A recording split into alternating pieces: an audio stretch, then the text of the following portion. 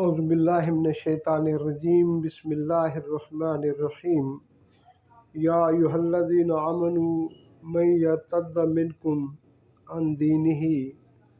فسوف یأتی اللہ بقوم یحبهم ویحبونہ اذلۃ علی المؤمنین اعزۃ علی الکافرین یجاہدون فی سبیل اللہ ولا یخافون لومۃ لائم ذالک فضل اللہ یؤتیہ من یشاء واللہ واسع علیم۔ اے لوگو جو ایمان لائے ہو، تم میں سے جو شخص اپنے دین سے پھر جائے تو اللہ تعالیٰ بہت جلد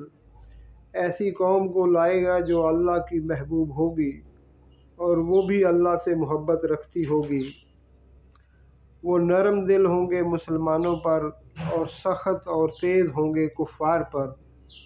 اللہ کی راہ میں جہاد کریں گے اور کسی ملامت کرنے والے کی ملامت کی پرواہ بھی نہیں کریں گے۔ یہ اللہ تعالیٰ کا فضل ہے، جسے چاہے دے۔ اللہ تعالیٰ بڑی وسعت والا اور زبردست علم والا ہے۔ میرے پیارو، سورہ مائدہ کی یہ آیت نمبر 54 ہے اور اس سلسلہ کلام کی جس میں اللہ سبحانہ و تعالیٰ خاص طور پر ایمان والوں سے یا ایھا الذین آمنوا کہہ کر خطاب کرتے ہیں، اس سلسلے کی یہ آیت نمبر 35 ہے۔ میرے پیارو، اللہ سبحانہ و تعالیٰ نے آنے والے ایک خطرے کی طرف اشارہ فرمایا کہ جیسے جناب رسول اللہ صلی اللہ علیہ وسلم کے وصال مبارک کے بعد بہت سارے ایسے قبائل جو نئے نئے اسلام میں داخل ہوئے تھے وہ ارتداد کا شکار ہو گئے، تو اس فتنہ ارتداد کا سدباب کرنے کے لیے سیدنا صدیق اکبر رضی اللہ تعالیٰ عنہ نکلے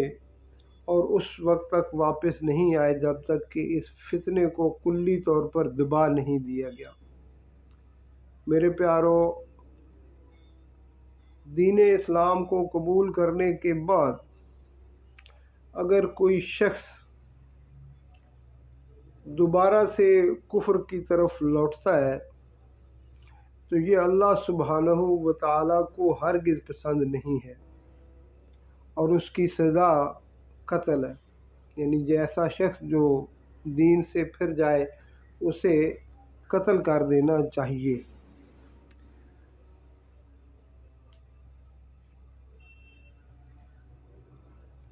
دوسری بات جو اللہ سبحانہ و تعالیٰ نے اس آیت مبارکہ میں فرمائی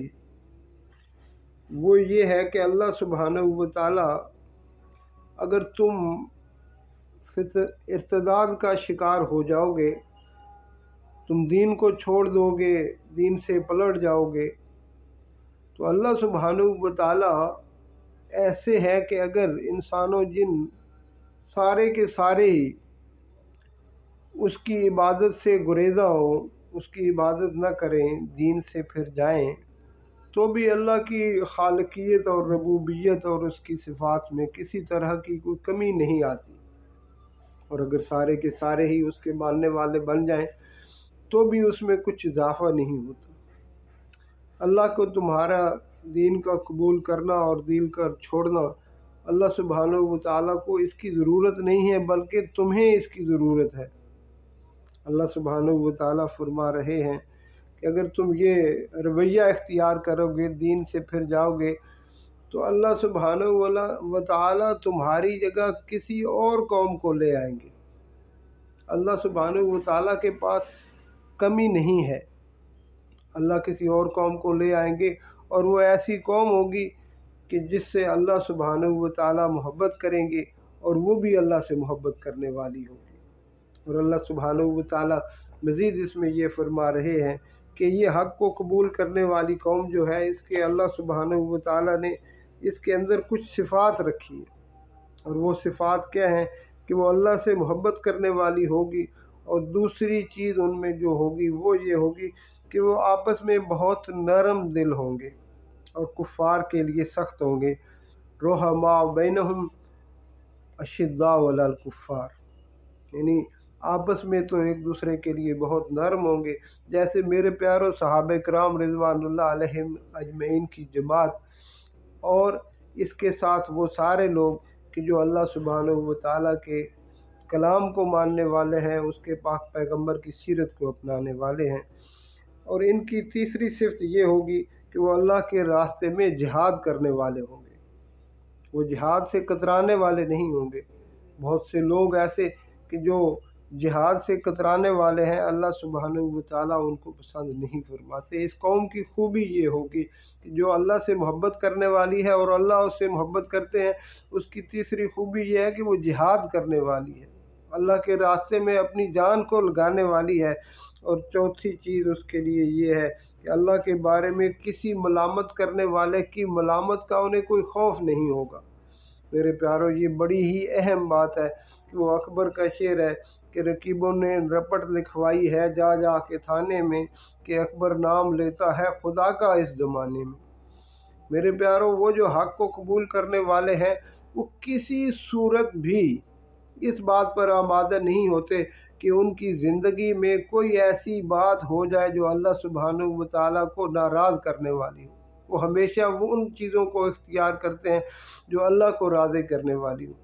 मेरे प्यारों, आज हम अपने मुआशरे का जायज़ा लें। हम सुन्नतों को छोड़कर अपनी कौम और कबीले के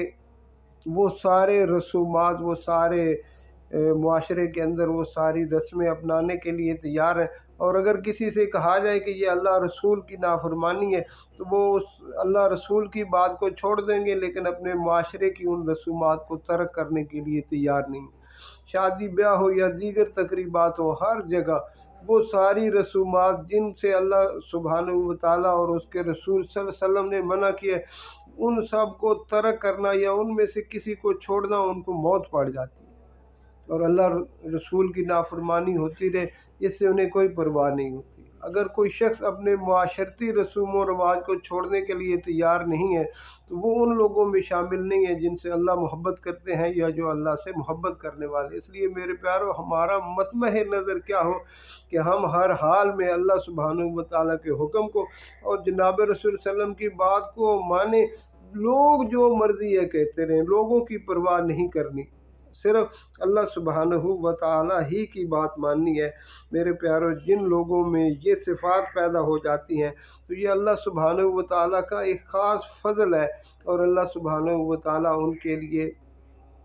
बहुत से इनामात और इकराम उनका रखा है। अल्लाह सुब्हानहू व तआला इस आयत मुबारका से हमें वो समरात कशीद करने की तौफ़ीक़ अता फ़रमाए कि जो अल्लाह सुब्हानहू व तआला चाहते हैं, और हमारी ज़िंदगियों को इस आयत के मिस्दाक़ बना दे। आमीन आमीन आमीन।